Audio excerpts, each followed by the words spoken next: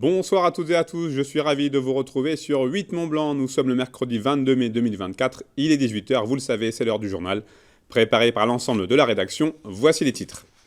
Une attaque au gaz chimique et toxique dans une enceinte sportive, voici le scénario catastrophe imaginé par les différents services de secours dans le cadre d'un exercice de sécurité grandeur nature organisé ce mercredi au Parc des Sports d'Annecy.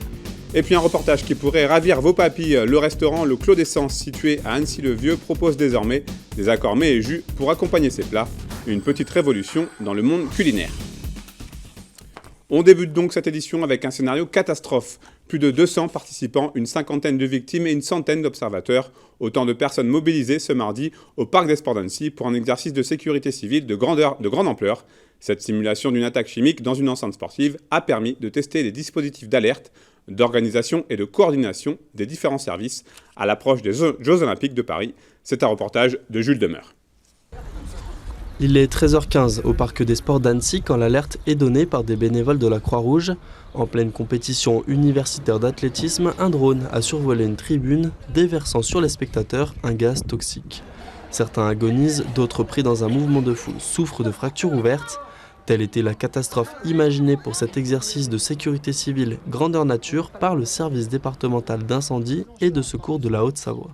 L'arme chimique, ça fait partie des scénarios sur lesquels on s'entraîne, comme tous les scénarios finalement, puisque c'est notre travail aussi, c'est notre ADN de devoir s'entraîner à l'éventail de tout ce qui peut survenir. Ni plus ni moins. Il se trouve qu'avec les échéances qui approchent, notamment les Jeux Olympiques, c'est une problématique qui est particulièrement prégnante et qu'on prend en compte. Et du coup, on souhaitait faire cet exercice avant l'arrivée des prochaines échéances. Visant à tester le dispositif de coordination face à une attaque de grande ampleur, les différents services d'intervention ont fait face aux contraintes du lieu et aux spécificités d'une attaque chimique. Les difficultés, ça va être d'abord l'approche du site, parce que il faut d'abord sécuriser le site, s'assurer qu'il n'y a plus de danger pour nous. Et ensuite, c'est toutes les difficultés qui sont inhérentes aux problèmes NRBC, les tenues, la chaleur, une sectorisation qui est quand même très précise entre les différentes zones du chantier, là, ici. Et une fois qu'on est rentré dans une zone contaminée, on ne peut plus en ressortir, par exemple. Donc il faut vraiment qu'on ait tout anticipé à l'avance pour être sûr de rien avoir oublié quand on est sur place. Dans le rôle des victimes, une cinquantaine d'élèves du bac pro métier de la sécurité du lycée Sainte-Famille de La Roche-sur-Foron. Une chance pour ces étudiants qui aspirent un jour à pratiquer l'un de ces métiers. On était des victimes d'une attaque chimique. Et donc il y avait des personnes touchées et d'autres non. Moi, j'avais rien de spécial, à part choqué, parce que mentalement c'est compliqué. Déjà c'est intéressant parce qu'on voit comment ils travaillent, tous les services. Dans ma classe, il y en a beaucoup qui veulent être pompiers, au SAMU, gendarmes. Donc ça permet de voir un peu tous les métiers. Et donc on a envie d'y être dans quelques années, quoi. Cet exercice s'inscrit dans le cadre des entraînements quotidiens du SDIS afin de mettre en application les procédures d'alerte et d'intervention. Réunir autant de moyens humains reste plus rare mais s'impose pour tester la coordination entre services, surtout avec la menace qui pèse à l'approche des Jeux Olympiques. C'est un chantier qui doit permettre d'améliorer le confort et les conditions de travail des sapeurs-pompiers d'Aix-NV Ivoire. D'ici quelques mois, une caserne flambant neuve va sortir de terre. Avec cette modernisation, le nouveau bâtiment comprendra un étage et sa surface sera agrandie pour un coût total de 724 000 €. Les travaux viennent juste de débuter, ils prendront fin en décembre prochain. Plus de précisions avec ce reportage de Chloé Lemeur. Les travaux n'en sont qu'à leur début, mais d'ici quelques mois, c'est dans une caserne toute neuve que les pompiers d'Aix-NV Ivoire vont pouvoir travailler. Construit dans les années 30, le bâtiment fait l'objet d'une réhabilitation depuis le mois d'avril. Grâce à une surélévation de la caserne et la modernisation du rez-de-chaussée, le chantier doit alors permettre de réadapter l'accueil des 16 pompiers volontaires pour un confort sur tous les plans. Déjà un confort de travail, ce qui est déjà très très important. Avant, on avait donc un toit plat, carrément. On avait 2 remises et le stationnaire que vous avez derrière moi, la porte marron. Voilà, il y avait juste 2 garages et tout était dans ces 2 blocs. Et là, on aura la possibilité de séparer les vestiaires propres des vestiaires sales. Et ça, c'est déjà une bonne chose. Deuxièmement, un confort de formation, puisqu'avant, on était obligé de se déplacer soit à Sciez, soit à Douvaine, soit au groupement pour aller pour prendre une salle, pour avoir un vidéoprojecteur et faire nos formations. Et puis de la convivialité, puisque une caserne neuve, ça apporte de la convivialité et de la joie de vivre. Financée à hauteur de 70 000 € par le service départemental d'incendie et de secours de Haute-Savoie, cette reconstruction s'inscrit par ailleurs dans les grands chantiers du territoire pour moderniser les équipements de travail. On a renouvelé le plan opérationnel avec monsieur le préfet il y a maintenant une année. Et dans ce plan opérationnel, à 20-30 ans, nous avons écrit les endroits où on a besoin d'une caserne digne de ce nom. Et donc il y a énormément de projets qui vont sortir d'ici à 2030. Megève, Annecy, les Romains en centre-ville, Faverges du côté de Talloires, les Aravis, la vallée du Gifre. On a vraiment maillé tout le territoire et d'ici à 2030, c'est à peu près une centaine de millions d'euros qui vont être engagés par le département, par les communes, pour faire en sorte que pour le siècle qui vient, l'organisation des secours soit assurée dans ce magnifique département. De leur côté, les communes d'Ivoire et Aix-en-V investissent au total près de 145 000 € pour doubler la surface du bâtiment avec l'espoir d'attirer de nouvelles recrues. En moyenne, près de 200 interventions sont en effet réalisées par les sapeurs-pompiers sur cette partie du Chablais durant la période estivale. Dans le reste de l'actualité de ce mercredi 22 mai, à Seno, la plateforme logistique d'Amazon, ouverte depuis 4 ans, vit actuellement sa toute première grève. Environ 30% des salariés a cessé le travail depuis ce mercredi matin. Au centre des revendications, une prime pour la vie chère, pour le moment refusée par la direction à Annecy, et une réduction du nombre de week-ends travaillés. Fanny Savard a rencontré Cédou Ouedraogo, délégué syndical Sud Solidaire. On l'écoute.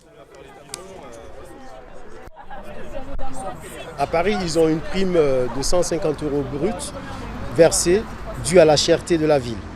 Donc nous, on a estimé qu'on est un peu aligné avec la ville d'Annecy, on est aligné avec Paris. Donc on estime qu'on devrait avoir aussi cette prime. Et en plus, on a été gentil avec Amazon, on leur a demandé 100. Et même ces 100 €, ils ne veulent pas nous accorder. Le souci avec nous, les travailleurs qui sont ici, il n'y a pas de moyen de transport pour venir parce qu'on commence à 23h. À 23h, tu es obligé de venir avec ta voiture. Et l'équipe du matin, ils commencent à 5h du matin. Il n'y a pas de transport en commun. Ils sont obligés de venir régulièrement avec la voiture. Ça, c'est un. Et le deuxième problème, c'est que la plupart des salariés, 80% des salariés qui travaillent à Amazon, n'habitent pas à Annecy. Ils sont à 30 minutes, 45 minutes d'ici pour venir travailler. Donc ça coûte déjà leur déplacement et en même temps, ils n'arrivent pas à trouver un loyer sur Annecy. Et on a demandé, auparavant, on travaillait tous les week-ends. On avait 2 week-ends par mois. On avait 2 week-ends par mois et Amazon nous a retiré ces week-ends en fait parce que si on travaillait les week-ends, on était payé à 100%.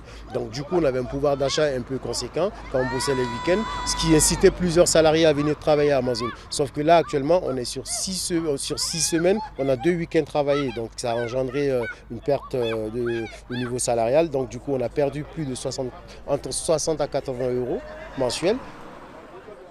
Et j'ajoute que les représentants syndicaux ont rencontré la direction du site ce mercredi après-midi. Les négociations n'ont pour le moment pas abouti, puisque la grève est reconduite demain, jeudi, sur le site de Seno. De son côté, Amazon nous a transmis un communiqué dans lequel le groupe assure qu'il prenait son rôle d'employeur très au sérieux, en offrant un environnement de travail sûr et moderne, avec des salaires compétitifs et d'excellents avantages sociaux à ses plus de 22 000 salariés français. Fin de citation. De la gastronomie pour aller jusqu'à la fin de ce journal. Vous connaissez sûrement les accords mets et vins proposés par certains restaurants, mais savez-vous qu'il existe également des accords mets et jus? Le Clos d'Essence, établissement triplement étoilé, propose cette expérience culinaire à Annecy-le-Vieux. Chacune des assiettes est servie avec un jus travaillé et cuisiné. Kezia Poudou nous a concocté un reportage gourmand. On regarde. Sur ce début d'été, on va retrouver un petit peu la rhubarbe. Notre rhubarbe qu'on a fait infuser avec un petit peu de fleurs de sureau, de façon à apporter un côté légèrement végétal, s'ouvrir un petit peu les papilles sur cette première étape. Au Clos d'Essence, ce ne sont pas uniquement les traditionnels verres de vin qui peuvent vous être proposés. Bouillon, infusion, extraction ou encore fermentation, différentes techniques ont été utilisées pour réaliser ces jus. Une proposition originale qui charme les convives. Il y a un vrai travail, il y a une vraie recherche et donc une vraie originalité de se dire comment on a vraiment pensé ensemble un plat, un jus, un plat, une boisson pour les faire fonctionner ensemble. Dans ce cas-là de la Ferra, moi je trouve que la rhubarbe vient l'enrober et je trouve le match très très intéressant, c'est assez fou. Mais ce résultat a nécessité un long processus de réflexion qui débute le plus souvent par la création du plat. Vient ensuite un réel travail d'équipe entre les différents mondes, celui de la salle et de la cuisine. Chaque fois qu'on va travailler sur un nouveau plat, faire une création, faire un peu de recherche, on se met en relation avec les gens de la sommellerie.